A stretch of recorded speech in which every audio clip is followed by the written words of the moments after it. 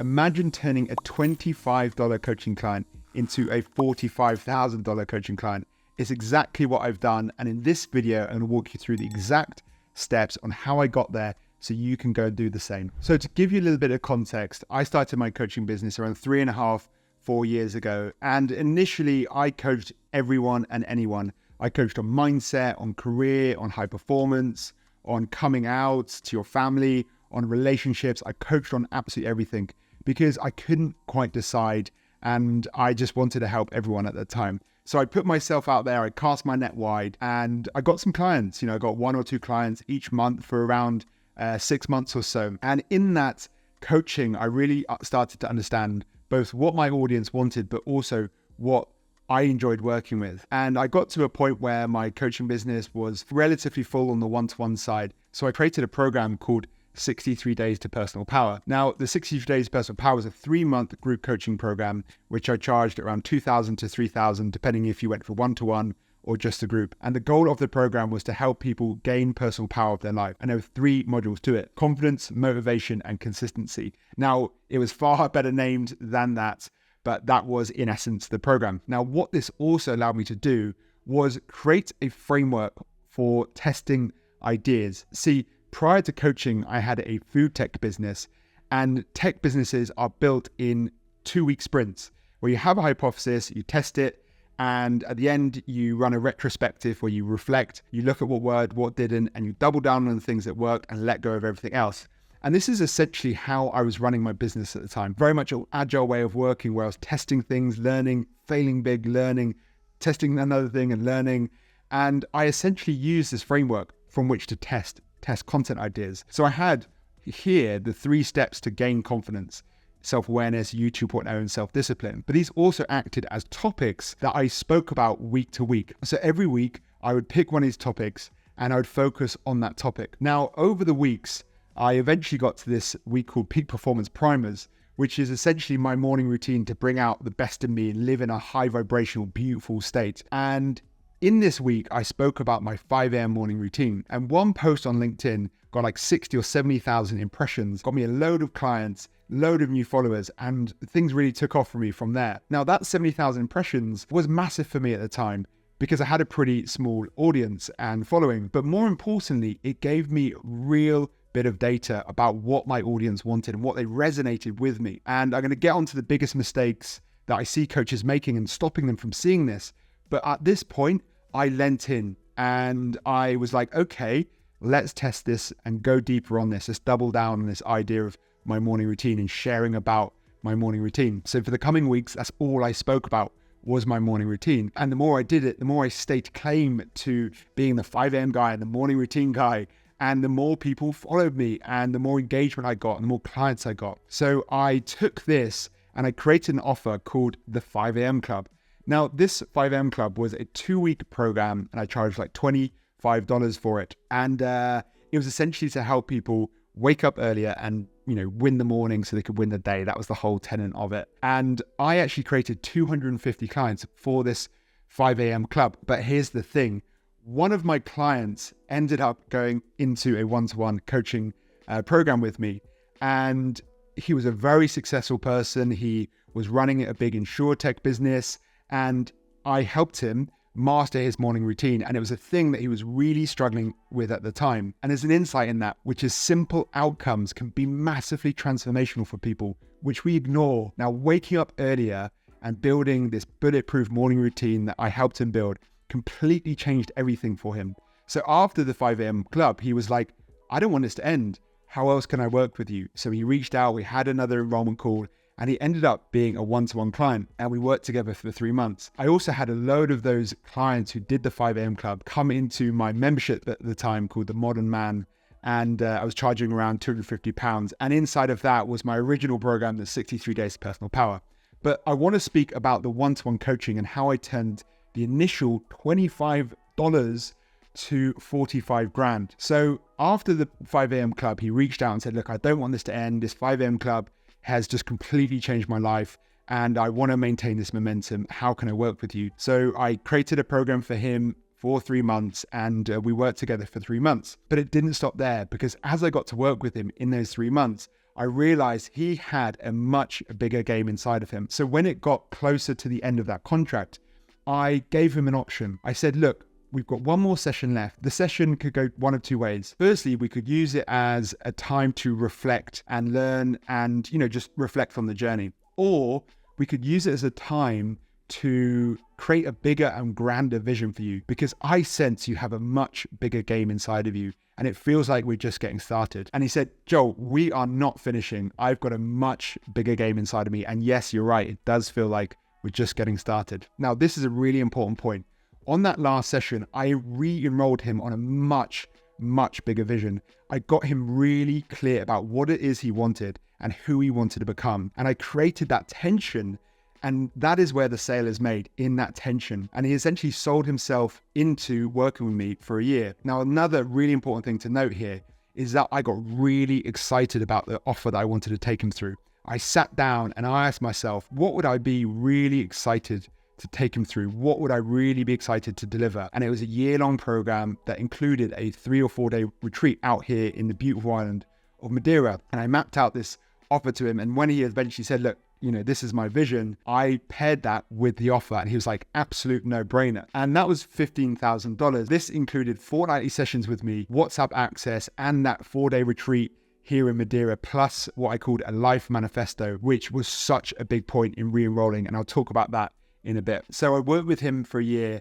And in that year, we went deeper and deeper and deeper. And he continued to grow and we continued to grow as a partnership. Now, towards the end of that year, again, it felt like we were just getting started. I knew he had a much bigger vision and game inside of him. And I knew he had so much more to unleash and tap into. So again, I asked the same question on the penultimate session and said, we could use the last session to reflect, or we could use it as an opportunity to create a new vision. Because again, I feel like we're just getting started. And he said, Joel, totally right. I feel like we're just getting started too. This is what we're currently in. And I re-enrolled him for another year. And this time it included the fortnightly sessions, the WhatsApp access, and then we did these 12-week year planning sessions where we revisited the life manifesto. Now, there's a few really key learnings that I would love to share with you. So first of all, expanding their vision. I believe this is one of our main goals as a coach, is to get our clients to be really honest with themselves about what they want.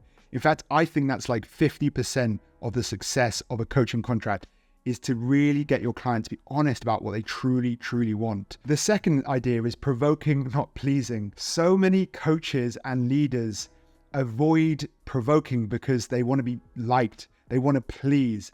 And that's just not where transformation lives. I remember a few sessions with this client I was talking about. He kept on turning up late. And eventually I said, look, I've noticed the last few sessions, you're 2 or 3 minutes late. And this is how it makes me feel. Where else are you doing this in your life? And he was like, Joel, this happens everywhere. And I'm so pleased you brought this up. You're the first person that's ever challenged me on this.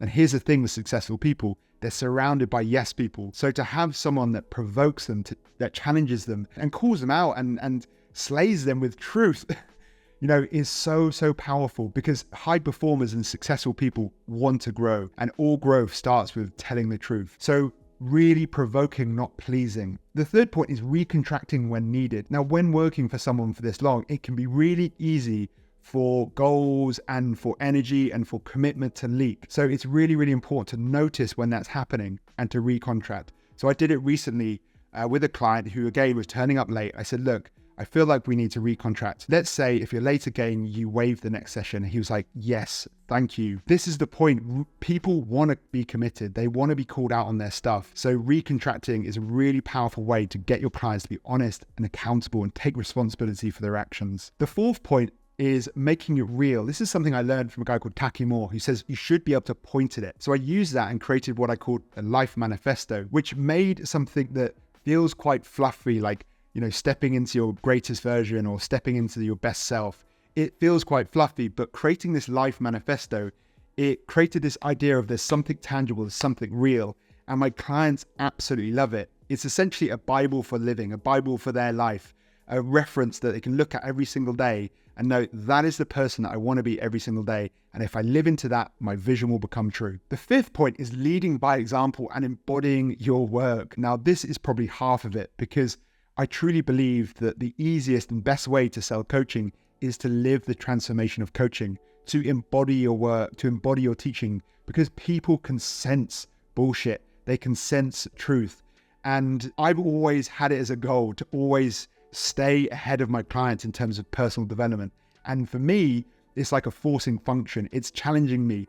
It's always challenging me to go deeper, to feel more emotions, to be more honest with myself, to take more responsibility. And in that, my clients see that growth and they just want to be around me because they almost want to borrow my confidence or borrow my transformation. And I'm doing it with the people ahead of me. I'm borrowing their confidence and transformation. And it's why I think coaching is the most beautiful career in the world, because it's a forcing function to create an environment for the person that you want to be. Now, the sixth point is massive. It's selling them what they want, not what they need. I see so many coaches selling problems or trying to solve problems that don't actually exist. Things that are nice, but it's not what their clients want, and it's not an urgent need in this moment. They're selling nice to have, bucket list stuff, but if it's a nice to have, it will always remain a nice to have. With this client, his morning routine was a real urgent need.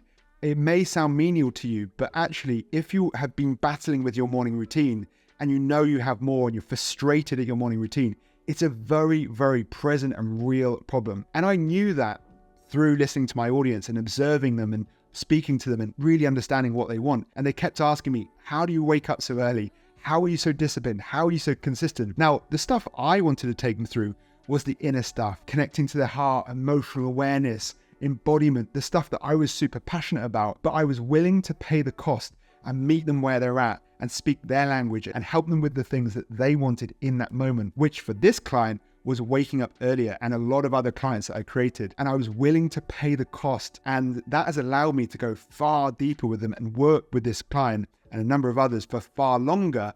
And now we're getting to the juicy stuff. We're talking about embodiment and presence and connecting to your heart and truth and responsibility, all these amazing things that I love. But all these things weren't in his awareness at that point. At that point, he wanted to solve his morning routine.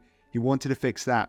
And I knew that if I helped him with that, got him results there, I could take him on this deeper journey, which I've done with him and a number of others. Number 7, which I've kind of talked about before, you have to be committed to the growth of yourself. And number 8, again, I've spoken about this, but 50% of success comes from a clear outcome. This is both in an individual coaching session, but also in a contract. And I think most coaches don't either agree the outcome or they rush this.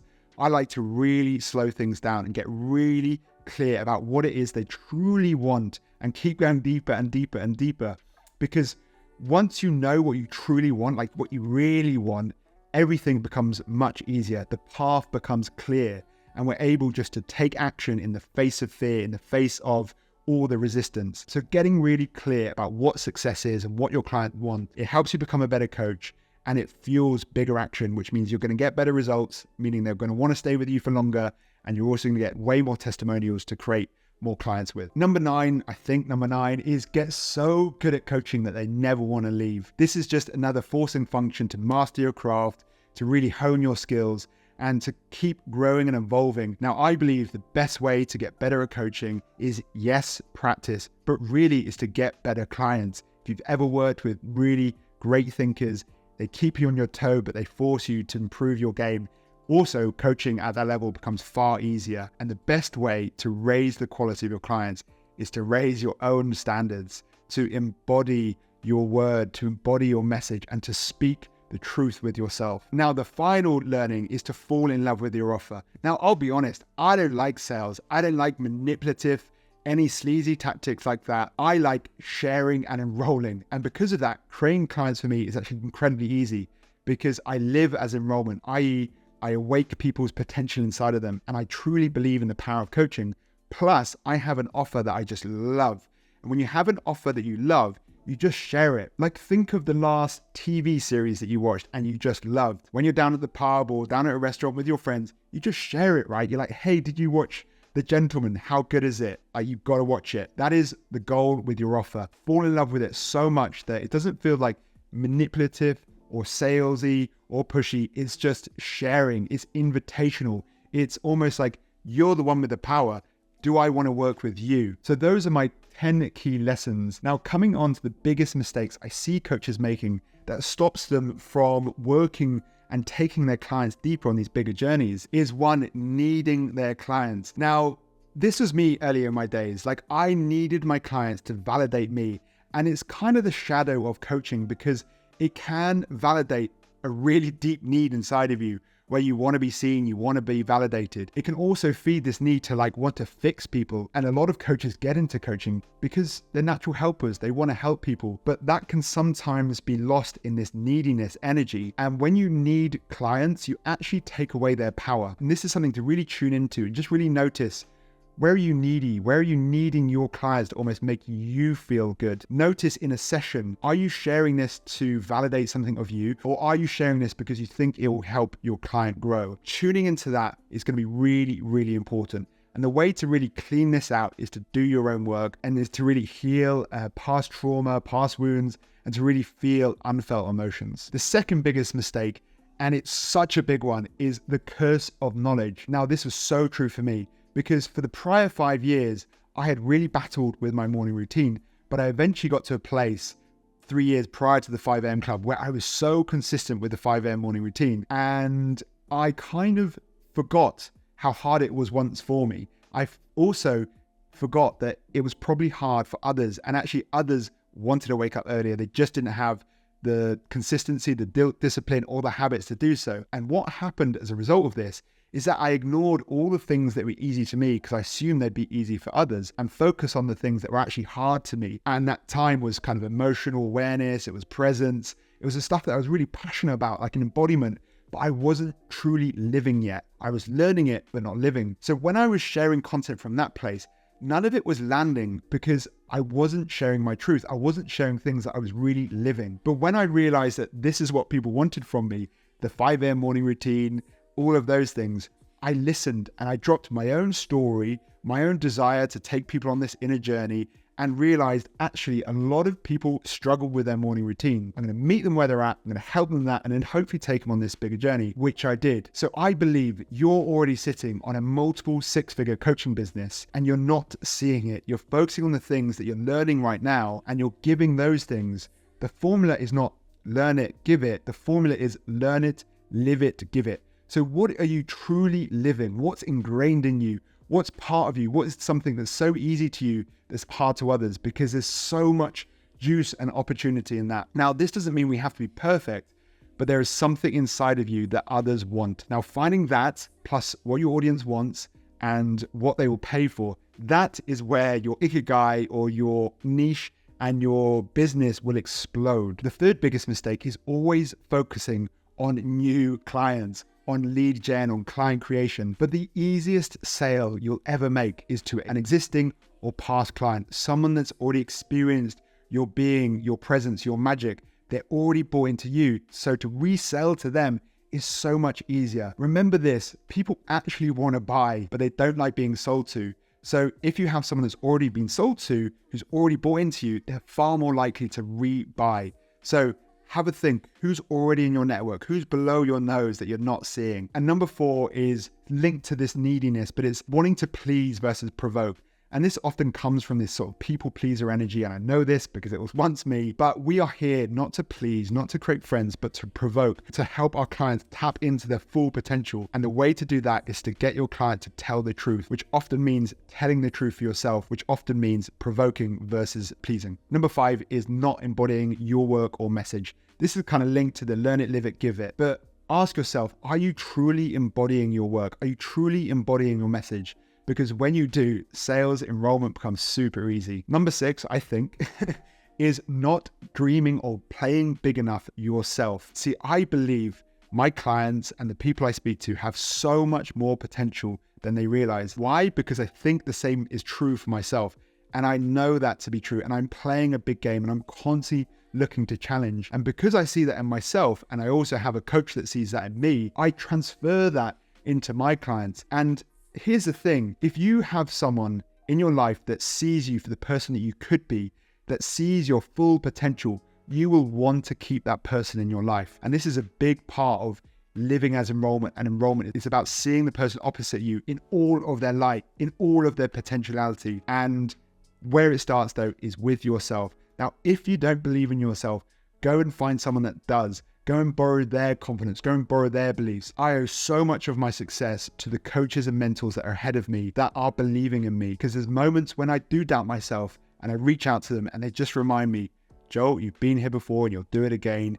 And it just reminds me, I'm probably playing at like 20% of my full potential. And that is what I transfer into my clients. And the final mistake is, not meeting clients where they're at, speaking a language that they don't understand. And this is something I see a lot of coaches being guilty of, because most coaches become coaches through a personal transformation. And because of that personal transformation, they have heightened or increased levels of awareness. But your level of awareness is not what your audience has a level of awareness of. And it's, again, the curse of knowledge at play here. So we've got to really understand that some of the stuff that we talk about up here may not be relevant, or even may repel people that are earlier on in their journey. So we really need to understand our clients' wants and needs and level of awareness, meet them where they're at, and obsess over what they're thinking about, what's keeping them up at night, and kind of pay the cost of what we want to help them with and go and help them with what they want help with. So those are my key learnings and the biggest mistakes, but let me quickly talk you through how to tactically do this. Now, this is what I call my product pyramid ecosystem. This is how I've built both my coaching businesses to 30K months, and I've done it very intentionally. I've started with one-to-one coaching on the base. I see far too many coaches running to the group coaching or the community, but they haven't truly mastered the one-to-one coaching. There's so much opportunity in the one-to-one coaching. It helps you become a better coach. It also helps you really understand your clients' needs. Now, when you get to a point where you really understand your clients and you're really content and happy with what you help them with, this is the time to maybe move to a community and online content. The way I've done that is essentially put my one-to-one clients into a community, and it can be as simple as a WhatsApp group. And then I've taken the things that I say to those one-to-one clients over and over and over and again, and I've created online content and hosted it on an online platform. Now, that's the second layer, this community and online content. Now, this acts as a value add to the one-to-one coaching, but you now have a separate offer. The beauty of this is that you build it once, you sell it twice. Now, once you get to a point where you get great results at this level and it's good enough, it's time to really pump volume through the system and get people in it so you can get more feedback, more data, and then go back and improve it. Once you get to a point where you are really happy with it, it might be time to move to the third layer. And again, there's nuance here and there's different timings and what have you. But the third layer is what I call one-time offers, where you essentially take things that you're already doing in the community or online content and you sell it as one-time offers. Now, this could be things like in-person meetups or little mini retreats, or little mini courses. And the beauty of these is that they act as lead magnets to either the one-to-one coaching or the community. Now, the final layer is called play. And this is what I essentially got to my clients where I took them on this year journey. For me, that felt like play. I asked myself, what would I be excited by? What would I love to take them through? And the answer was year-long program with a retreat out here and these 12-week meetups. And I was super excited to create that. And that felt like play to me. So once I offered it, it was just a no-brainer for my clients. So there you have it, the exact steps of how I took a $25 client to a $45,000 client. Now, if you want help building out this ecosystem, there's two ways I can help you. The first is my free community. The link is below. In there, I coach once a month, and there's a whole program called Becoming Magnetic Mini Course. It was responsible for a recent client making 40K in just 2 months, just from that course alone. So there's so much gold in there. And I know most coaches would charge 5 to 10 grand for that alone. So much gold in there. If, however, you want to speed things up and you want to get to the gold quicker and further, then message me waitlist and I'll let you know when I next open the doors to my community, the Elevated Coaching Collective, where I'll build you out a personalized game plan and we'll navigate that together inside of the community. Plus, you'll join a whole load of other amazing, heart-led, super successful and positive coaches where success just becomes inevitable. So those are your 2 invites. If you're not ready for either of those, that's cool. There'll be other videos around this page. And please like, comment, and subscribe to this video. I've just started this channel and it will really help me with my mission to spread coaching far and wide, because I truly believe that coaching can change the world, and that's my mission. So sending you lots of love. Thank you so much for staying around, and I'll speak to you very soon. Bye for now.